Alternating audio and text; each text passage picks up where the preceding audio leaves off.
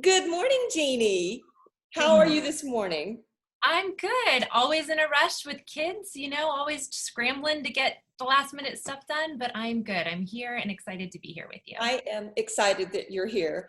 For those that are listening on the podcast, this is Jeannie Armbruster, and I'll tell you a little bit about her. For those of you who are watching on YouTube, you get to see her. So good morning. So this is interesting. This is one of those great social media stories, if you ask me. There are plenty that are like, I just want to turn from that one. But this one, you and I met. You posed a question on Facebook about parenting. I did. Yeah. I was asking people just to share some of their parenting experience and how their type shows up in parenting on a really great Facebook page called Enneagram Openings. Yes, of which I am also a part. And so I decided to reply to that. I'm not really sure why, except I thought, yes, I've had some interesting parenting experiences. Most of them come from, I had no idea what the Enneagram was when I was parenting my children. So I just shared that. And you reached out to me because you are working on a project. And so why don't you Yeah. say why you asked that question? Sure. I have a particular interest in the Enneagram and parenting, both as a parent myself and looking back and trying to process and make sense of my relationship with my parents. I just think that there's so much richness through the Enneagram, of grace and compassion as you look back at your childhood experiences, but also as a parent, I find the Enneagram has been the most incredible resource to help me really understand what I'm up to in my type structure. And then also as I look at my kids and realize how very different they are from me, it gives me an opportunity to explore different possible motivations for how they see the world. And it allows me to show up as a parent that is reaching them in the language and in the just in the landscape that makes sense to them more. Yes. And I think right now I have grandchildren, so my children are probably like, oh, I'm so glad she didn't know that. So not that I am typing my grandchildren at all. That's not true. We all type the children around in our lives. But one of the things that I have found very interesting and helpful is the stances. Yeah. And I know that I'm in the assertive or aggressive triad, and so are you, Yep. as you are a Enneagram 7, a social 7. yes. And Yeah. that's funny because I am too a social Well, seven of all a things. We little bit of a connected. different 7. It's like, Yeah. when are we connected? Yeah. But yeah, so you've had experience in stance work and all of those. Of course I've read your bio, which gives you such a well-rounded view of what's going on with our children, and not just to say with limited understanding, oh, well, that one has to be a type, fill in the. Right. My teaching partner, Mary Wright, and we run Enneagram Moms on Instagram. And it's very funny. As soon as you say anything about children, people say, oh, I know you're not supposed to type children, Right. but I think my But daughter is whatever. And as parents, I think we can't help but be interested in our children on that level. And if there's a tool available to help us make sense of them, that's great. So the way we frame it is to look at your child and realize that there's a really good chance that they're very different than you.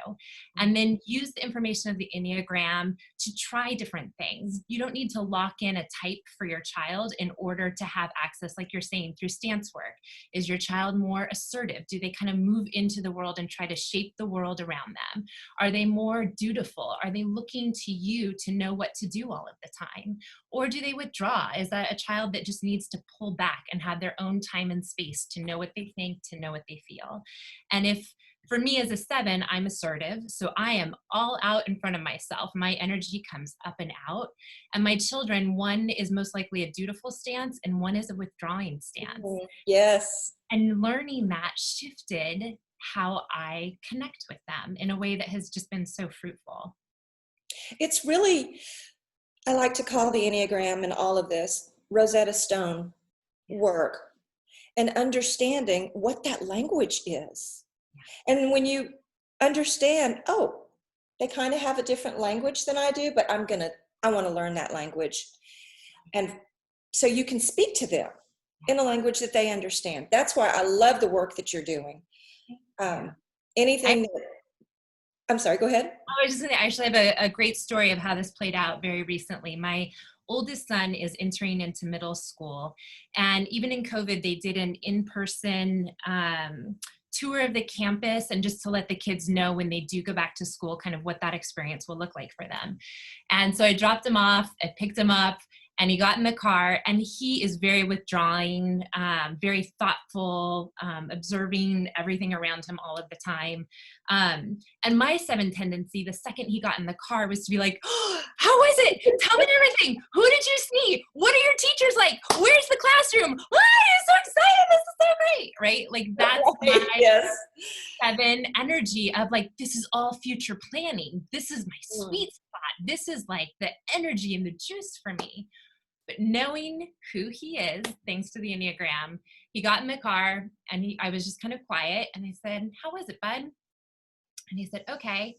And I said, hey, I know that you really appreciate having some time and space to know what you think about things.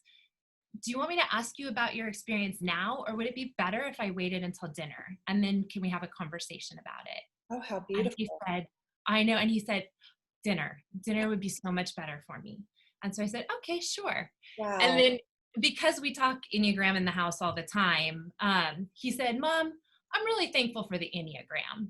And I was like, me too, buddy. I would not have known to do that. And he goes, yeah, I'm really proud of you right now. I thought you would be much more excited. How old is this one? He's 11. I'm sorry, 11. He's 11. Yes. Oh, I know. How funny. I'm proud of you. I'm really proud of you. You're handling this really well, was exactly what he said. So moments like that shifted and created space. And then at dinner, his friend came over for dinner and they both sat there and told us all about what that experience had been like. And if I had tried to push, which I would have, he would have taken it as me being angry and upset that he wasn't sharing.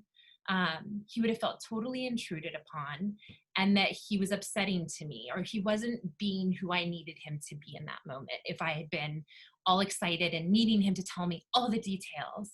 But because of this knowledge of stances and types, I'm able to just take a deep breath and say, okay, what does he need right now? And ultimately, we had a much better conversation than if I had tried to force one in the car immediately. That is a brilliant story. Yeah. That is why I love what you're doing. I think anyone that's with children, and the thing about, like if you're a teacher, no one has to tell a teacher or a parent that, oh, this child reacts this way, this one reacts this way. We know from the moment they, come into the world. Oh, this one they act different. Like this right one's different. And if you have more than one child, it's obvious. Right. So to put some language and some understanding from the parent's perspective, not to try to, like you say, mold and form something that you assume, but to take that, what you know about yourself, and apply that. I love what you're doing. And in reality, I would have been excited and trying to get that information because as a child, that's what I would have wanted. I would have wanted someone to engage my experience with me and be excited and interested and wanting to know. And so I'm doing that from a really good space. If I had done the whole excitable thing, it's from my best intention and my desire to connect with my son. That's a beautiful thing. The problem is it would have missed the mark because he's a totally different creature than I am. And I hope this word gets out to all parents and teachers, just because your relationships, and everything comes down to relationship. In anything that I do, our work, my husband and I, we work together on some projects. It doesn't matter what all you know. You can be the most educated, know the Enneagram or any of the other paths of tools that we work with inside out. And at the end of the day, if it doesn't enhance your relationship, then nobody cares. And that's what my husband and I, Doug, we did a presentation for the IEA Georgia chapter. And I made this statement: does anybody really care that you know the Enneagram? Is that what we want, is for them to know the Enneagram? Or do we want them to know that we love them? And I love that that's how what you're doing enhances the relationship. It has nothing to do with all these certifications and books and every classes that we've all gone to. So. It really is. And I think that the core of it is this ability to have grace for yourself as a parent. I think all parents, unless there's major dysfunction going on, parents desire to connect with their kids. They want to show up in their best self. That's why we all have those moments of interacting with our kids where later we think, why did I do it that way? Why did I get so upset? Did I really need to come out that way? As a 7, I often access the line to 1 when I get stressed. So normally I'm this playful, fun, like jumping on the couch with the kids kind of a mom. And then when I get really stressed and things aren't going the way that I want them to go, then I shoot over and I take from the low side of 1 sometimes. And that looks like a really critical, there's a right way and a wrong way. Things are good or bad. So all of a sudden this mom that was like wearing the cape yesterday and jumping off the couch is like, why are you doing that? We don't jump on furniture. Like this, we are not animals. We need to get ourselves together here. And I see these like little eyes look up at me like, what just happened? Who's my mom? Who took my mom? Right. And then after, I'm always like, why did I need to do that? Well, the Enneagram with the lines and arrows gives you access to understanding, oh, that's why I did that. That's why that other part of me showed up that's not normally on board, but man, it showed up and it was really damaging. And then I also think one of the greatest gifts of the Enneagram is not that we're not going to continue to be in our personality type. We're still going to mess up. We're still going to show up in that need for things to be the way that we feel good and okay in the world. But it gives us awareness as to when that happens, and it gives us an opportunity to make repair with our children. It's not about being a perfect parent. It's about being able to go back and say, hey, you guys, I'm really sorry. When I did this earlier, I was really stressed out and I needed things to be a certain way for me to feel okay. It was not okay for me to yell at you when I was in that space. And it creates opportunity for repair, which also teaches your children how to do life in a really healthy way. Oh, beautifully spoken. One of the things that you and I talked about through the Facebook post that I'll just share is looking back. And I spoke to you and said that I had asked my oldest child, who's now 43, as of Sunday, what was it like to have a 7 mom?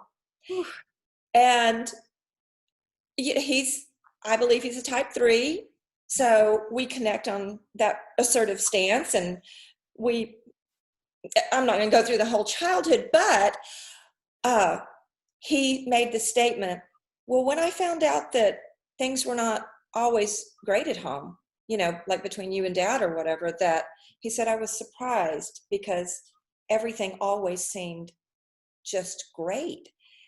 And I was like, wow, what a heart I felt, to be able to share from that place, which I'm sure was a little hard for him maybe to say at first, but it was for me to be able to go, okay, that while the forward thinking, the positive, find the beauty, not the beauty, but to find the positive in every situation as a 7 is not always healthy. And what a disservice we do to our children to not be able to have that understanding of how we think and why we might be approaching a situation that way. And what you said, to be able to come back and say, here's what I did and why I did it, and I'm sorry, and it was wrong. Then you show, oh, okay, then this is how we approach life. It becomes a part of their thinking that, okay, mom messes up sometimes, and she's honest, and forthcoming and apologetic. And that is what happens in real life. Not always rainbows and unicorns. Absolutely. Absolutely. I have to tell you quickly, I have 5 grandchildren, and one of them, I guess it's because people have said since she was little, she's only 5, but whoo, she's a little you. And that's one of those things I just like, mini me, don't say that, don't say that. We're not trying to replicate, duplicate, mini me's. But it's like, well, she has a lot of your personality.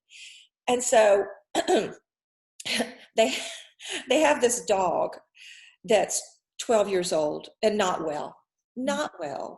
And I mean, come on, it's 12. But she said the other day, she said, well, when this one dies, we're going to get a new puppy that's going to be playful and will run and play with us. And my heart was just kind of like, oh girl, I understand that I'm going to just not think about the pain that might be attached with this. And she's 5. She hasn't experienced a lot of devastation in her life, although they have lost. They did lose another dog when she was about 3. But that's just one of those things. It's like, okay, don't let the thought of grief be something that I wash over, because that's my propensity as a 7, is to not sit in the grief. And so, yeah, when you have a child in that situation and you know the Enneagram, and the 7 has this fear of getting stuck in pain and suffering. And so as a result, our mechanism is to reframe things as soon as they come in. As soon as something sad is happening in front of us, before it even gets into our heart or our body, our brain has reframed it to make it something okay. So I'll just get a new dog and I'll be okay. This is my strategy for how I will be okay. And so what little 7s don't know is that you will be okay in the sadness too. And to be able to sit with a little child that's needing to jump over the sad part to feel okay and say, we'll get there, but right now it's okay to be sad about this. And I know as a 7 parent, this shows up for me all the time with my kids, especially before I knew the Enneagram, but it still creeps in all the time. When they are sad or upset or having a hard time, my go-to is, think of all you have to be thankful for. Hey, it'll work out. That's going to be fine. And again, that's me as a mom trying to make it okay for my kid. But the reality is I'm also trying to make it okay for me. I'm not comfortable with those feelings. So I need them to be okay so that I can be okay. And the awareness, again, take the breath, slow down, and say, we can be in this moment together. My kids have both shared, as I've asked them, like, what is it like to have me as a parent? And they're still young, 10 and 11. But they've both talked about when we're sad and you try to make it happy, it's like it's not okay for us to feel what we're feeling. And so then we're alone in it. Oh, that's my biggest fear, to be trapped alone in pain and suffering. And my need to get out of it is actually creating a situation where my kids are now alone in their pain and suffering because I can't handle it. Oh, that makes I know. That's I know. Like that's one of those parenting moments where you're like, okay. But now I can be with them, and I can make repair when I don't do it right. When I do try to skip over it, I can catch myself and say, oh, I was just doing that thing, wasn't I? And they'll both be so quick to say, yep, you were doing that thing again. And I was like, okay. How are you feeling? What does that feel like? Where do you feel it in your body? This is all language I've had to learn through the Enneagram because I don't have access to my heart that way. I don't know where I feel it in my body. I don't know what I'm experiencing because I'm up in my head and spinning, and I'm 2 days in the future at any given moment. So to slow down and be with myself allows me to slow down and be with them and teach them how to be with their emotions when they come up. That is just so powerful. I did that the other day with my grandson, who I was watching him while his mom was getting ready to teach, bless her heart. So their little private school decided to go back. So man, talk about emotions all over the board. Her with her own. And so I'm watching the kids while she's preparing her classroom, and then watching her come home and try to, make these two at ease with what's going on. And so I actually said to the one who, he is more sensitive, and he's not in the assertive stance. He really needs that security of knowing what's who's in charge, what's happening. But I found myself using this information and these tools and saying, how does it feel in your heart? Let's write down the pros and cons about going into a new school year. And when he would say, I'm afraid of this. And I said, how does that make you feel right there? And he said, bad. And I said, but what else? What else? What would be another word besides bad? And for me to even dig deeper and realize, oh my gosh, he's afraid of what might happen. That fear just, it helped me to find empathy, which is a hard thing for sevens sometimes, to sit in the empathy. And so the gift is in connecting heart to heart and being able to find that place where I'm lacking, pull that up, don't ignore it, and connect with that child. So I'm learning. It's never too late. Never too late. It's never too late. I actually have a story about my younger son, something similar. When I was in one of the trainings at the narrative school, they teach through panels. So they have individuals of the same type get up and sit and share their experience about what it's like to be their type in the world. And there was a young woman on the panel that was a type 6. And she was talking about how sixes have the worst case scenarios running all the time. They're very phobic sixes, really in touch with their fear. They feel that anxiety and that fear. And she said, the worst thing you can do is tell me not to be afraid when I feel afraid, because then I think you don't see the danger and now I'm alone in it. And so realizing this, I was just like, oh my gosh, that's like the worst feeling ever, to feel that like something's going to happen and no one's paying attention. This is going to go wrong, right? And so both of my kids at different phases in life have, had the typical thing of being afraid at night. You go into their room, and my go-to has always been what my parents did, what most parents do. There's nothing to be afraid of, right? There's nothing to be afraid of. You're safe. We're here. Your dad's here. I'm here. The dogs will bark if anything happens. Like all of this stuff, right? Yep. But realizing that the message is there's nothing to be afraid of. Well, my younger son has a lot of that like worst case scenario and trying to figure out what could happen stuff going on. So knowing what the 6 woman said just offered me an option of what I could offer him that was different than what I naturally would go to. So the next time it happened, I went in and I said, hey, bud, so you're feeling afraid? Yeah. And instead of there's nothing to be afraid of, I said, what does that feel like? Oh, how do you feel afraid? He wasn't able to articulate what he was afraid of. He just knew that he felt bad in his body. And so we talked about, where does he feel it in his body? And Marianne Gilbert is this incredible somatic expert that works with the Enneagram. And in the trainings at the narrative tradition, she taught us this technique of finding a space in your body that does not agree with that feeling. So if you're feeling anxious in your body, what part of your body doesn't feel anxious? And so I asked him that, where do you not feel afraid? Like, scan your whole body. And even just the act of that gets you present and out of this what could be world and back into your body. So he said he thought about it for a long time, and he's like, my elbow doesn't feel scared. Oh. And I was like, oh, buddy, that's so great. Okay, let's go check in with your elbow. Let's spend some time in your elbow. What does your elbow feel like? And he said, what's that feeling that you get like when you're so happy you can't stop laughing? And I was like, elated? And he's like, my elbow feels elated. Oh my gosh. He's laying there. And so I said, okay, well, let's spend some time there. And then let's just go back and check in with the areas that felt scared. Let's go back over and check in with your heart, check in with your tummy. Are you still feeling it? Has it relaxed at all? And we could go back and forth between his elbow and his heart and his stomach. And just in being present, being with it, it relaxes. It stops constricting and creating all that energy. And he was able to just kind of let go of the fear.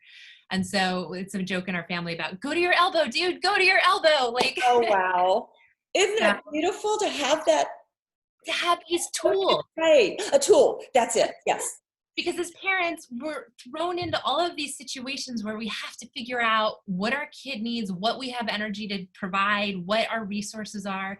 And so to have these tools available to us that we can show up in a more essential way for our kids, and model for them just healthy life habits, that ability to stay with your body when you feel afraid is going to serve him really well in life if he can learn that as a child. I think this is just such important work. And you, your partner is Mary, your teaching partner. Teaching partner is and Mary. Right now, what are y'all working on? Yeah. So right now, one of the things that we're doing, and it's how you and I connected, is we're really trying to gather a lot of information from parents that are familiar with the Enneagram. So we're doing a lot of interviews with different individuals, asking, what are the strengths of how your type shows up in parenting? What are the struggles of your type in parenting? And through that, we're just gathering a lot of information, and we're working those into workshops that we're teaching. And we would love to do some small groups around that and teach parenting groups where people can show up and interact together and learn just more about who they are. But again, like I was able to glean from that 6 on that panel, as we talk to each other, we gather tools that will help our children that are possibly very different than us. That's why I love listening to other people, other podcasts, and hearing the other types, because I found out that not all people think like I do. I know. So to hear that and to put that in my data bank, my file cabinet, whatever it is, this is my growth, is to get out of the thinking that this is the way all people think, which of course you learned that earlier in life. And I was surprised when I was younger, even as a child, to think, why would you think that way? Or why wouldn't you like me when this girl didn't like me when I was like in the 7th grade? I was like, what's not to like? Everybody likes a 7, which I had no. So, yeah. And so this is a journey that does not end. It doesn't. And what I love for me is, it's not, when I said it's not too late, just because I'm not raising my children in my house doesn't mean that the relationship is ever changing, ever evolving. And especially, when people say, oh, well, when the kids get out of the house and they're on their own, well, they're just starting a brand new life. And so to be able to navigate the different stages of their development, not as a control, not as somebody who's even trying to instruct them from a parental standpoint anymore, but to be able to build a relationship, knowing that their journey is on a continual path, as is mine. And I think one of the gifts that we give our children is to be honest and say, I'm still trying to figure it out. I'm still learning. And again, not parenting, but the relationship with adult children is every bit as growing as it is when you have them in the house. And that need to be able to speak to them in a place of understanding and empathy, I'll keep saying, for me. And then as you have grandchildren, I do believe it takes a village. That's an old saying, but grandmoms are very pivotal in the grandchild's life. Can be. Absolutely. If you are doing your own work and have awareness. And I also think that as I'm talking about being able to go back and make repairs with your children, it's never too late to go back and make repairs. My mom and I had a really strained relationship. She was a type 6 and I was a type 7. And so my need to like go out and be in the world and try everything and do everything was in dire contrast to her need to make sure everyone stays safe and we know what we're doing and we know what the plan is and right. So it was a difficult relationship. And through the gift of the Enneagram, being able to go back and understand that it wasn't that she didn't like me, she was terrified for me. And as a result, I felt disconnected. Right. But as an adult, we had a moment where she had come to stay with us with the grandkids, and she came up to me in the laundry room one day and she just said, I don't know why I've never told you. And she shared things that my like heart has needed to hear for 44 years, you know? And in that, there was a repair that was made. And she had Alzheimer's and she just passed away last year. And that moment brought so much healing and so much understanding to my childhood, to my young adulthood. It released something in me that so desperately needed to hear what she had to say. So no matter where you are at in your life, the Enneagram can, as a parent, can give you tools to go back and make repairs for the things that you where you were just in your personality and you were just doing what you had to do to feel good and okay, but it caused rupture in your relationship with your child in some way. We all do it. I do it every day still. There's still those moments where I am entranced with my personality.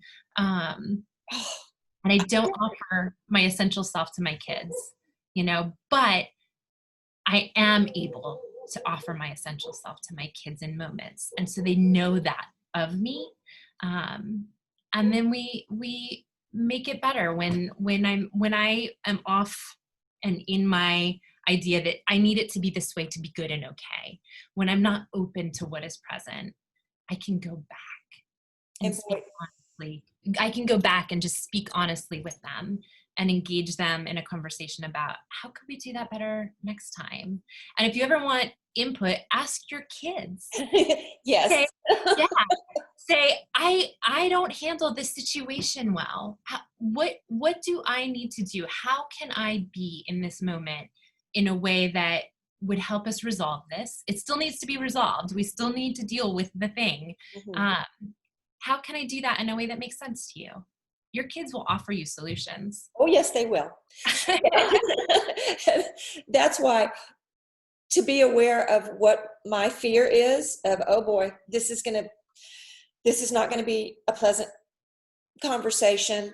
I'm already afraid before we've ever had the conversation. So that energy of my fear is just going to be, the dominant presence in the room.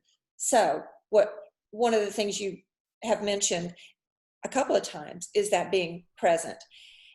And I had a teacher one time, and she would say, well, really the answer is just to be present.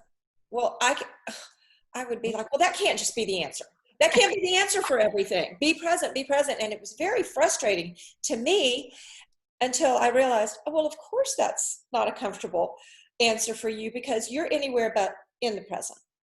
I am going to the solution or running from the fear of the conversation. That's going to be hard. To sit there, ask your kids, be willing to be with that moment and that energy. It is the healing of this. It is the healing tool if we'll let it be. Yeah.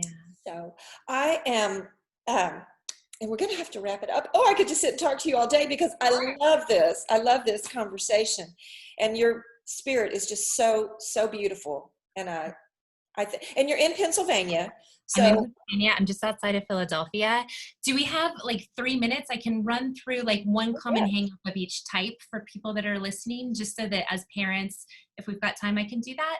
Oh, absolutely. I just wanted to give us a like a 5-minute warning. I know us sevens, we can go all day long. That's what I'm saying. I could. Yes, Yeah. absolutely. And I'll just share one area that, as I've been doing these interviews, that has come up for each type on a consistent basis. For type ones, the perfectionist, there's that need for your kids to behave in a certain way so that everybody can know that you're doing it right, that you know the right way. And my teaching partner, Mary, talks about when her kids were little, they would go into a donut shop and, her kids would press their faces up against the glass and look at the donuts. And her one tendency was to say, don't touch the glass. Don't put fingerprints on that. Do you know how hard somebody worked to get that glass clean? Like, don't do that. So it was a one, catching yourself in the moment and allowing kids just to be kids every once in a while. For type 2, one thing that's come up in interviews is 2s often don't say directly what they need, and it comes out as resentment. And one of the 2s I was interviewing, she said, when I had a little baby and I was so tired, and my husband would come home and I'd be holding this baby and I would think, doesn't he see me? Doesn't he know I've been home all day with this baby? Why isn't he offering to help? So 2s can get caught up in that. Doesn't anybody see how hard this is for me? Mm-hmm. And when you catch yourself in that moment, to be able to pause and say, hey, I need help. Can somebody hold the baby so that I can take a break? Give yourself permission to have a need and allow other people to show up to help you meet that need. For type 3s, they can get so focused on a career path or what their next goal is, that they just keep moving forward.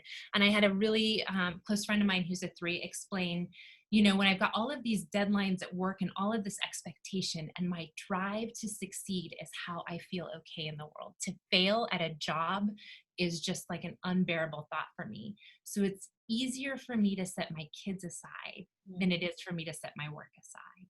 So for 3s, carving out that time where you are totally focused on your child for just 20 minutes a day, where your phone is not on, where you realize everything else outside in the world can just wait, and give your child full contact, full attention, hold them, engage with them completely with outside distractions.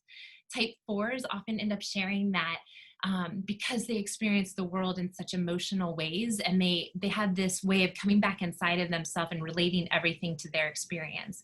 Oftentimes when their child is going through something, 4s can get so swept up in a memory of how they felt in a similar situation, and then they put that on their kids, assuming that their kid is feeling that way. So to be able as a 4 to pause and ask, what are you feeling? Are you okay? Oh, you are okay with it. Are you sure you're okay with it? And even if the 4 wasn't okay with it when they were a child, create space to allow your child to be okay if they are in that same situation. Type 5 is my husband's a type 5, an observer, and he talks about how oftentimes he can just be sitting there watching our kids and be so in love with them and think great, amazing things, and it doesn't occur to him to say them out loud. So for the 5, as you're in the moment, you can pause and realize, wow, I just thought my child's really amazing at this. Say it out loud. Be spontaneous and take that risk to share your emotions in the moment. And it just creates a really deep connection with kids when you're able to catch them in the moment and share it. And 5s tend to, think about it and then come back, but just do it in the moment every once in a while. For 6s, their mind is so contrarian in a way that allows them to feel like they can prepare and be safe. So as soon as you say something, the opposite often tends to pop into the 6's head. And so what that can look like, a 6 shared, her daughter got an offer for a babysitting job, and her daughter was really excited. I got this offer for this babysitting job. And her thing was, how many hours? When are you going to do that? How is that going to work? Are you going to be sad about what you have to give up? And by the time she finished her list of 18 questions, her daughter said, never mind, I'm just not going to do it. So for the 6, if you can pause and before you ask the questions, say something positive, say what you like about it. Even just one thing that says, wow, that's a great opportunity. There's some things I need to think about in order to feel good about it, but I love that you got that offer. And then you can begin your questions. But that little pause and offering support before you ask the questions. Now, in your heart, those questions are all in support of the idea. Right. But the child often takes it as you being against them in those things. Sevens, we've talked a lot about different things. It's slowing down and being willing to be in the sad emotions and the hard emotions and not needing to rush through it or bust out the ice cream or, make it all better. Yep. Eights talk about that quick and easy access to anger shows up with their kids all the time. All of us find we're angry when we're dealing with our kids and they do something, but for eights, it's so quick to come out. There's no pause for the eight. As soon as they feel it, it comes out. And for them, it's done afterwards. But in the meantime, this child has just experienced loud, big anger. So if the eight can pause and calmly state their thing rather than erupting, it makes a huge difference for the child. And then for nines feel like their presence doesn't matter. And so oftentimes they spend a lot of time saying, oh, whatever you want, we can do whatever you want. I can just drive you and go and do. And I've had nines that had, I actually interviewed one man who's a 9 and his dad was a 9. And he talked about how he never felt like he knew his dad because his dad never held his space. He never said who he was in life. And he regretted that his dad didn't just show up and say what he wanted sometimes so that he could know his dad better. And so that is his journey as a 9, is to start showing up more with his kids so his kids actually feel connected and know who he is. So for the 9s, when that tendency to just merge into whatever's happening in the agenda of the family, every once in a while, take a pause and just say, nope, I want to do this. Would anyone like to join me in what I'm doing? And your kids will be thrilled to know that part of who you are. That is, wow. The rundown. Of course, I'm thinking of this person and that person, and yes, and I know each of one of the types, and it's just, I found that you said, which of course I'm sure you're well aware of, for every type is to pause. There's a pause. It's the reactive.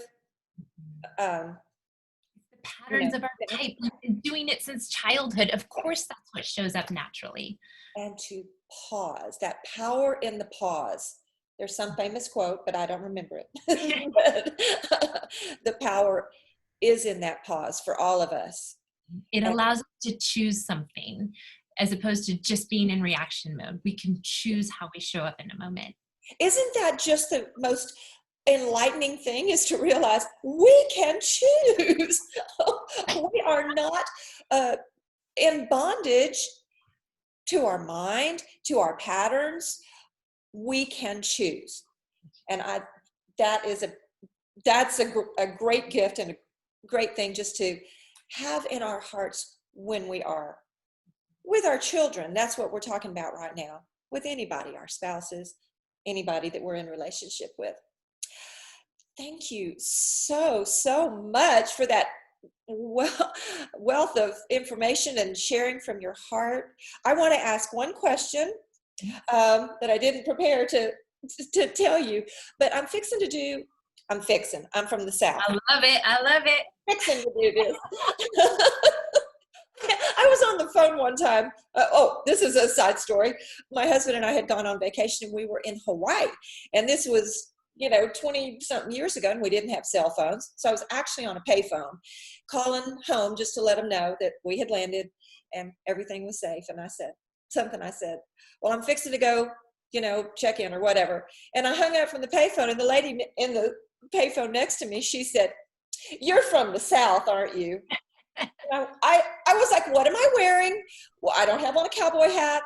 I actually think she said, "You're from Texas." That's what it was. Because I was like, I don't have on a cowboy hat. And she said, "Fixin'." So anyway, excuse that. I am about to ask you a question, because I'm about to do a series of podcasts for each type to ask them, what have they noticed during COVID, during this quarantine, that might have been different, something that you learned about you as your type, that is like, whoa, this is different than how I usually am. Do you have anything? And again, this is off the cuff. Yeah, sure.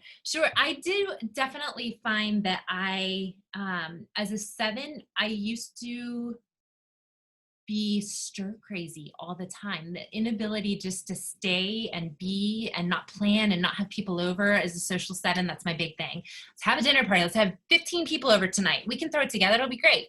You know?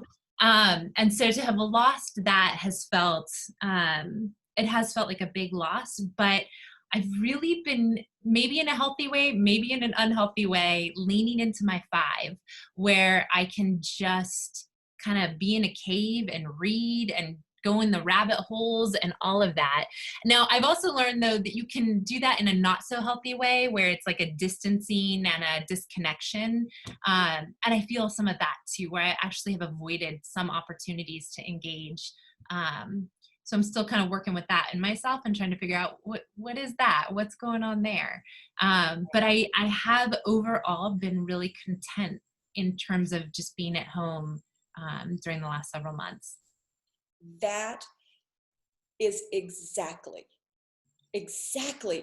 what I felt and realized. I just maybe wanted some validation. Not really. I was very curious. You might have experienced something else, but that is exactly what has happened. And I've done the same thing. It's like, I haven't even felt that urge to go out and be with somebody right now. I'm just kind of enjoying being still, which is new. So thank you for sharing that. Yeah. I think that, again, a phrase that I've said before, the problem can become the solution. Yeah. And so, boy, haven't we all been forced to sit with who we are and either come to terms with it or discover something new and let that become a solution to this problem that we are all experiencing right now.